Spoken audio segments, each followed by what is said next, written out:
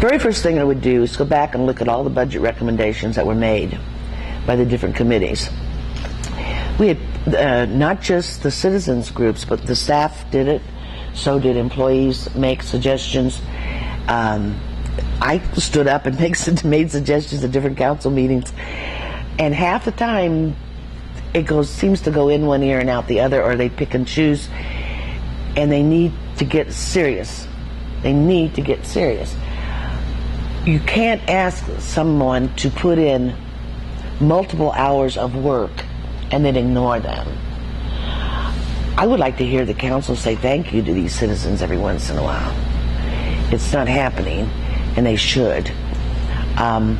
Once I did that, then I would not be loath to ask other councils and financial people what they're doing, what their suggestions are.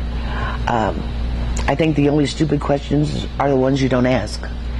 And if someone from Tempe has got a solution to one of my budget problems, I'm going to listen to that person. Okay, I'm going to bring it back to council. But then I would also ask the citizens, what are you willing to give up? What are you willing to say I cannot live without?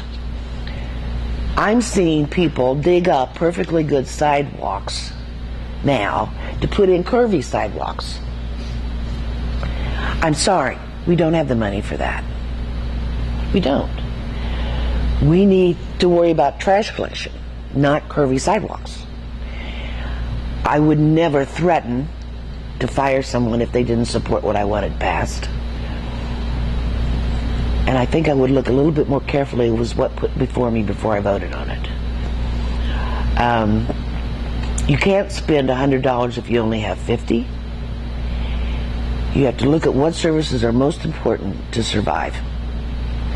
And if it takes raising a fee, like one of the classes, if you have to raise a fee, I'm sorry, but you're going to have to raise a fee. I can talk about the sales tax a little bit if you like. When it first came out, when they first started talking about taxes, they wanted to balance it on the backs of the employees, the town employees. And I went before them and I said, you can't ask one group of people to pay for everybody. It's got to be something fair. And if you're going to be fair, then the only tax, if you need to tax, would be a sales tax. Then they started talking about, well, if we don't do this, we're going to have to fire all these police and fire. And I talked to police and firemen, and they had been told, some of them had been told that if they did not get behind this thing, that they would be sorry. And so I went before council again, and I said, you cannot threaten people with this or this. You must be honest, there must be transparency, and you have to be specific. I said, the people that I've talked to all said, the council knows that if we pass this quarter, we're going to have to come back for another, because it's not enough. The council was not specific, and then they wanted to make it permanent. That was arrogant, especially in times of economy. You don't want a permanent tax if you can possibly help it. And you want to be very, very careful what kind of tax you put into place.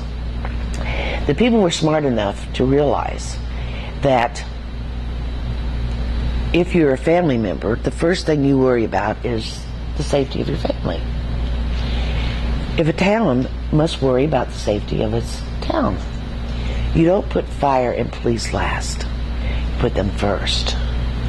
They're the ones that keep you safe. And unless we do that, then we have a problem. I don't understand why council did that. Now, what they thought, I think, was that, well, people have always just voted whatever we've told them to vote for, so we're going to do that again. And the people said, please don't think we're that stupid. We're educated. We realize that you need something, but you're not being specific enough with us to tell us what you're going to use that money for. And they voted it down, and rightly so. Although I think eventually probably something like that's going to have to happen. All of a sudden they found the money. Amazingly. And then they turned around and had money additional for fireworks. I'm sorry.